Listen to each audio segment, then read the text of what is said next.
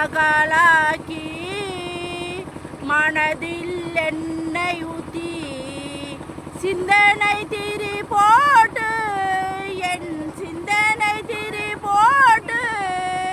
அப்பனின் பாதத்தில் வைக்கின்றே